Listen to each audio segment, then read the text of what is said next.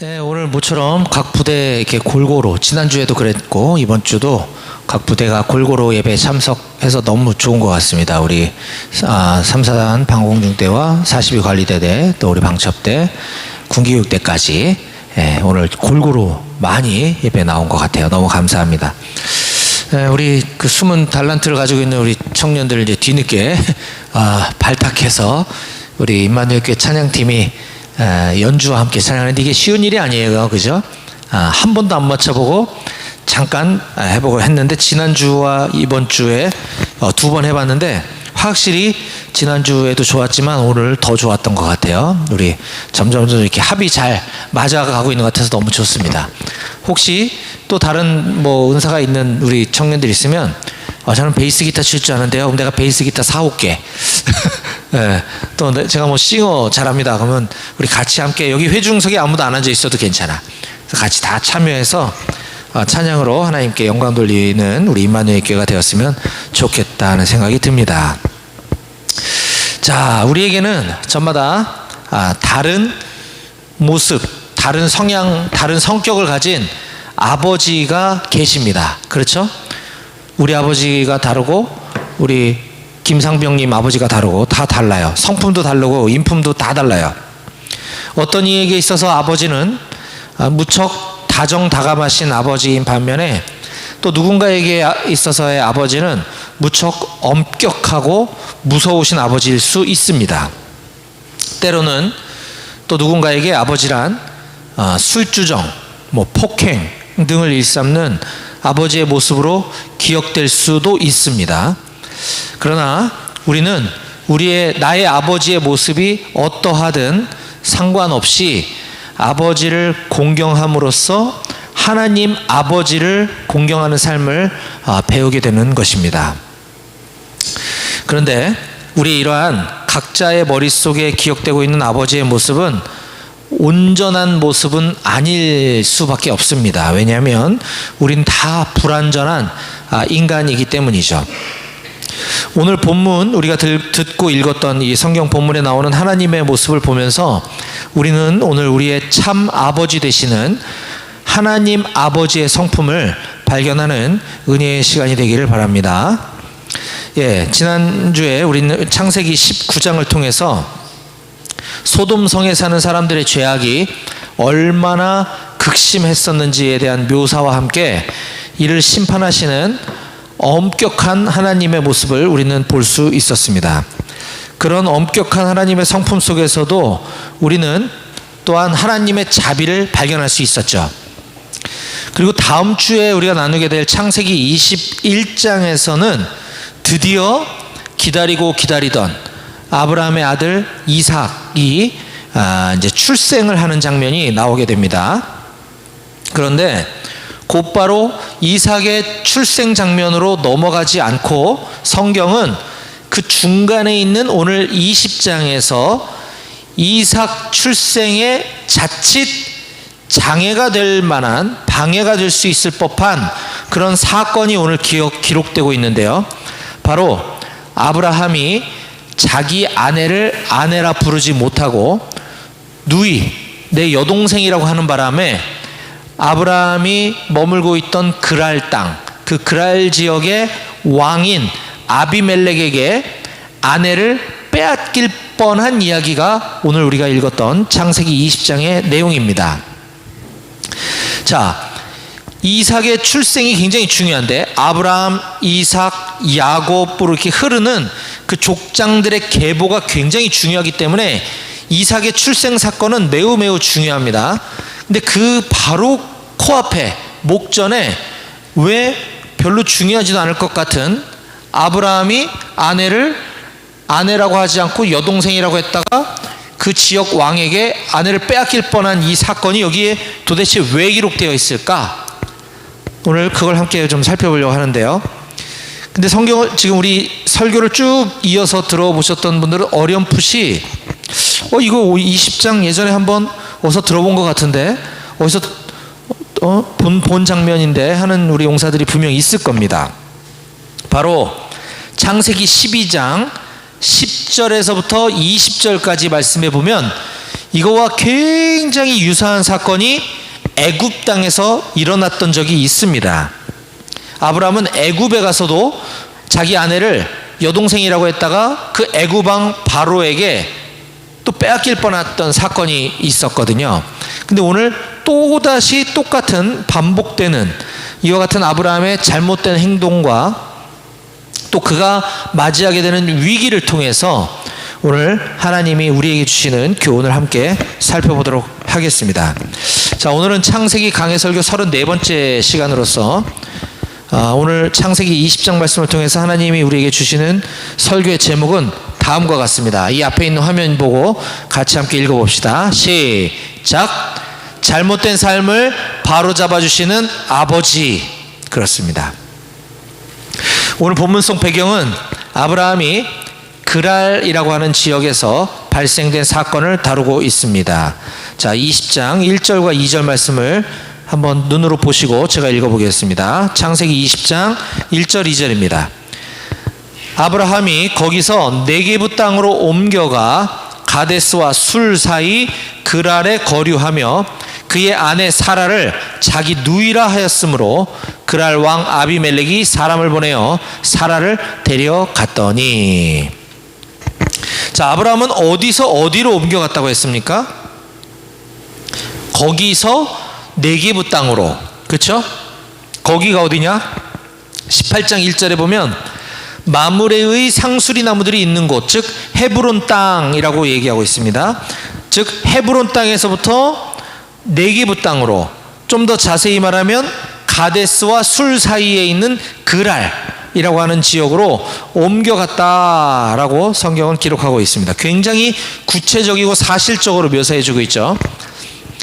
자, 아브라함은 하나님으로부터 약속의 땅을 받았습니다. 약속의 땅을 줄 것이라고 받았지만 아직 그 약속의 땅이 현실화되지는 못했습니다.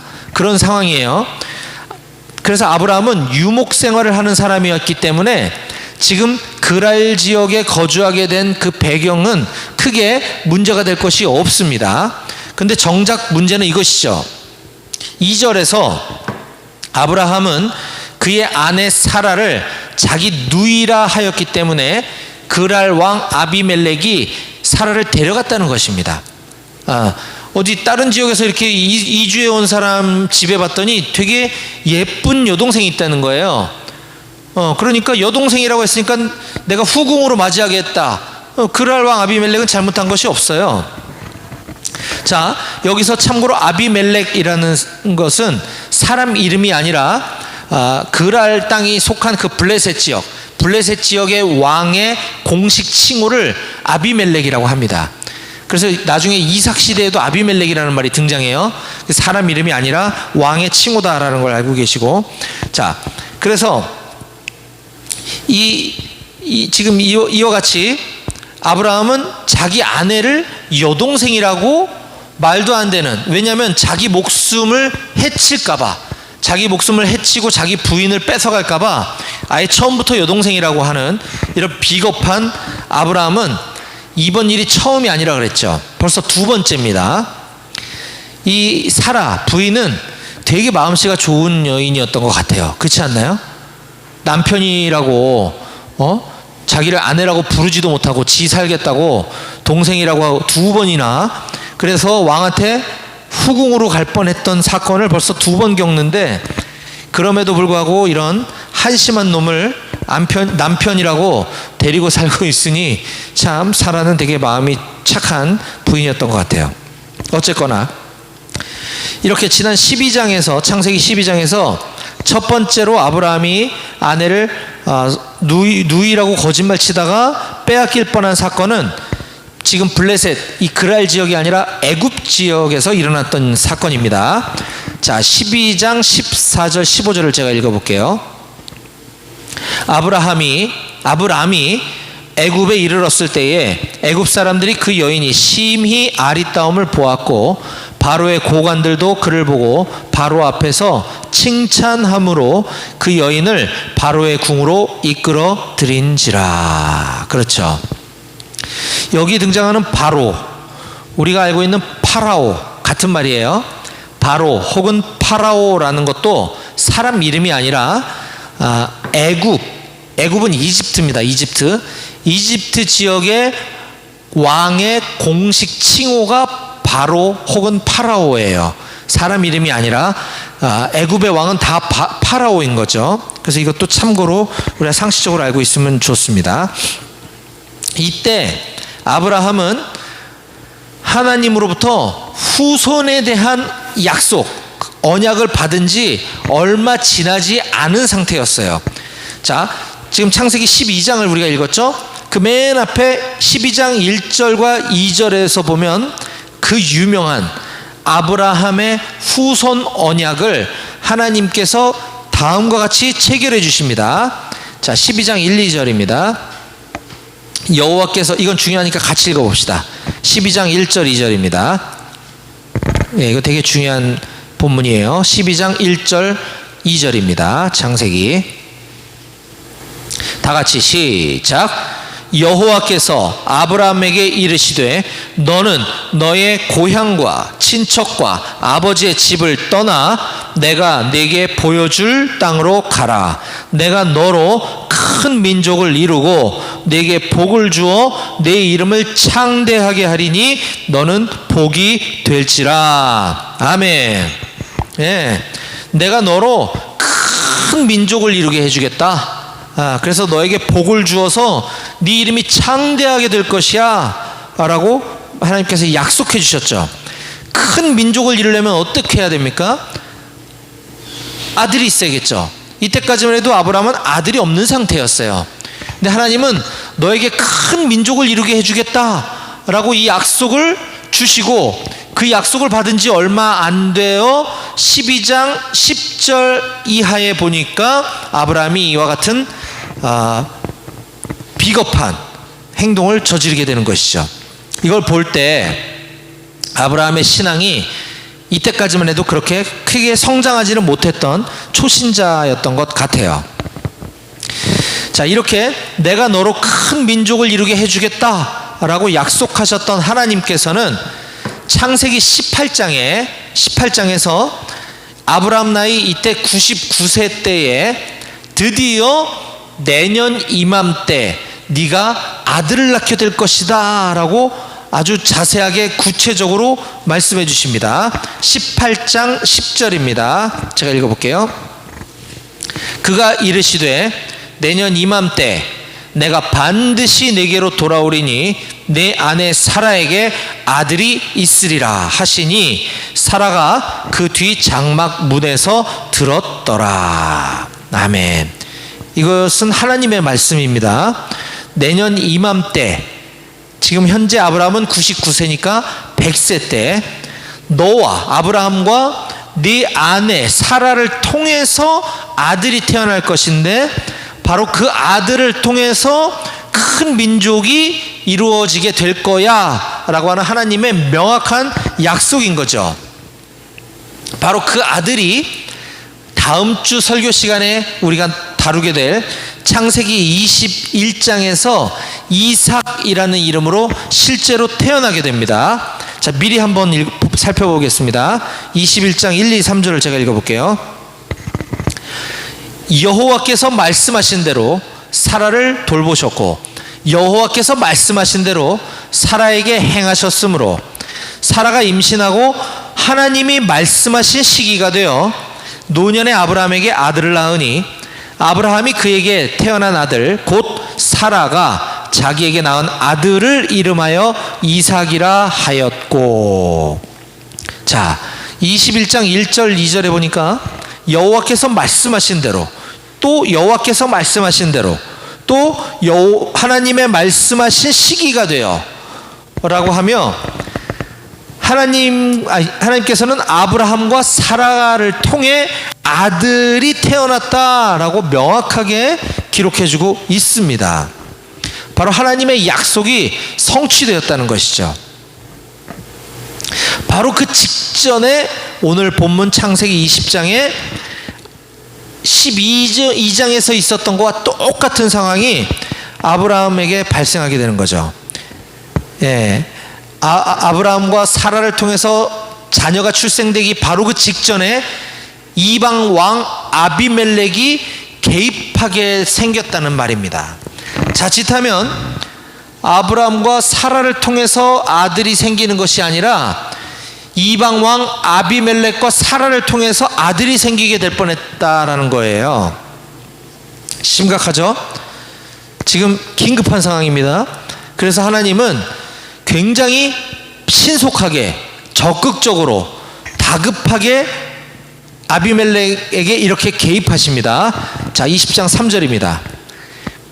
지금 사라는 아비멜렉 왕이 지금 데려간 상황이에요. 그 밤에 하나님이 아비멜렉에게 현몽하시고 꿈에 나타나셨다는 겁니다. 그에게 이르시되 네가 데려간 이 여인으로 말미암아 네가 죽으리니 그는 남편이 있는 여자라. 7절 이제 그 사람의 아내를 돌려보내라. 그는 선지자라. 그가 너를 위하여 기도하리니 네가 살려니와 네가 돌려보내지 아니하면 너와 내게 속한 자가 다 반드시 죽을 줄 알지니라. 네. 하나님 왜 이렇게 지금 긴급하게 이 사건에 개입하고 계시죠? 그건 바로 하나님께서 하신 약속을 하나님이 이루시기 위해서인 것입니다. 하나님은 아브라함과 사라를 통해서 아들을 낳을 거고 그 아들이 매우 중요한데 거기 이방 남자 아비멜렉이 개입되게 되면 안 되기 때문이죠. 하나님의 약속이 깨어지기 때문입니다. 그래서 너 그 여인 건들지 마라. 너 건드리면 죽는다 라고 지금 하나님이 엄격하게 말씀해 주고 계시는 거예요. 자, 하나님은 아브라함에게만 약속을 주신 것이 아니라 우리 모두에게, 저와 여러분들에게도 약속의 말씀인 성경을 주셨습니다. 성경은 하나님의 약속이에요. 하나님의 약속이 기록된 책입니다. 그래서 하나님이 예전에 해주셨던 약속을 구약 성경이라고 하고, 비교적 하나님이 최근에 해주신 약속을 신약 성경이라고 합니다. 새로 오신 약속할 약이죠. 신약과 구약, 한마디로 이 성경의 약속은 간단하게 한 문장으로 요약하라고 한다면 바로 하나님의 아들이신 예수 그리스도를 믿는 사람은 영원한 생명을 얻게 해주겠다라고 하신 것이 바로 하나님의 약속인 것입니다. 하나님은 이 약속을 반드시 이루실 줄 믿습니다. 아멘. 네. 자, 다행히 지금 오늘 성경 본문의 그랄 왕 아비멜렉은 하나님의 이런 준엄한 말씀에 순종해서 사라를 그 남편 아브라함에게 되돌려 보내줍니다. 9절과 10절입니다. 아비멜렉이 아브라함을 불러서 그에게 이르되 네가 어찌하여 우리에게 이렇게 하느냐? 내가 무슨 죄를 네게 범하였기에 네가 나와 내 나라가 큰 죄에 빠질 뻔하게 하였느냐? 네가 합당하지 아니한 일을 내게 행하였도다 하고, 아비멜렉이 또 아브라함에게 이르되 네가 무슨 뜻으로 이렇게 하였느냐? 라고 말하고 있습니다. 지금 아브라함은 굉장히 수치스러운 장면이지 않아요? 거짓말 쳤다가 들통나가지고 지금 그 왕 앞에 불려가가지고 완전 망신당하고 있는 거잖아요 지금. 응? 네가 어떻게, 도대체 왜 우리에게 이런 일을 했느냐? 내가 너에게 뭘 잘못했길래 네가 나와 내 나라가 큰 죄에 빠질 뻔하게 하였느냐? 네가 도대체 무슨 뜻으로 이런 짓을 했느냐? 라고 책망을 하고 있는 장면입니다. 앞서 창세기 12장에서 아브라함이 이런 동일한 잘못을 범했을 때 아까 우리는 하나님으로부터 약속을 받은 지 얼마 지나지 않은 시점이었기 때문에 아브라함의 신앙이 그리 성숙하지 못했던 것 같다라고 이야기했습니다. 쉽게 말하면 아브라함이 예수님 믿기 시작한 지 얼마 안 됐기 때문에 뭐 그럴 수도 있었겠다라고 너그럽게 봐줄 수 있었지만, 그런데 오늘 창세기 20장에서의 아브라함은 그가 하나님으로부터 약속을 받은 그 창세기 12장으로부터 무려 35년이나 지난 시점입니다. 예수 믿기 시작한 지 35년이 지났단 말이에요. 그런데도 그가 보여준 행동은 35년 전이나 똑같은 행동을 지금 하고 있는 것입니다. 사랑하는 여러분, 우리 신앙도 계속 성장해 나가야 합니다.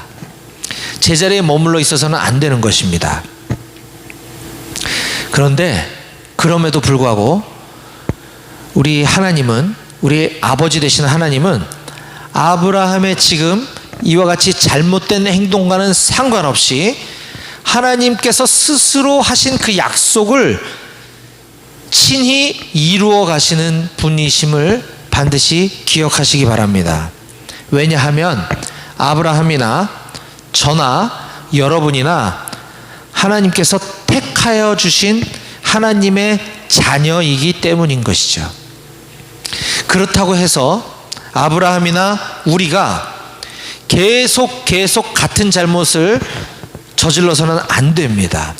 어차피 하나님께서 해결해 주실 건데 뭐라고 하는 태도로 함부로 행동해서는 안 되는 것입니다.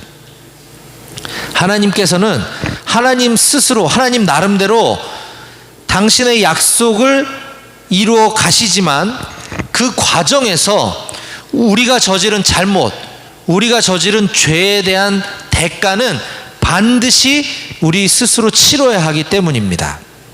자, 그러면 아브라함은 이와 같이 2번씩이나 하나님 앞에서 거짓말하고 하나님의 약속이 오염될 뻔한 이런 큰 죄를 저질렀는데 이거에 대한 어떤 대가를 받았을까요? 아브라함은 창세기 26장에 보면 이렇게 어렵게 늦둥이로 낳은 그 이삭이 후에 성장해서 아내를 맞이해서 결혼을 하게 됩니다. 그 아내 이름이 리브가예요. 그런데 이 이삭이 지금 이때 창세기 12장과 20장은 이삭이 태어나기도 전이죠. 그렇죠? 근데 그 아버지 아브라함이 했던 것과 똑같은 행동을 26장에서 이삭이 합니다. 신기하죠? 자, 26장 6절과 7절을 제가 읽어볼게요.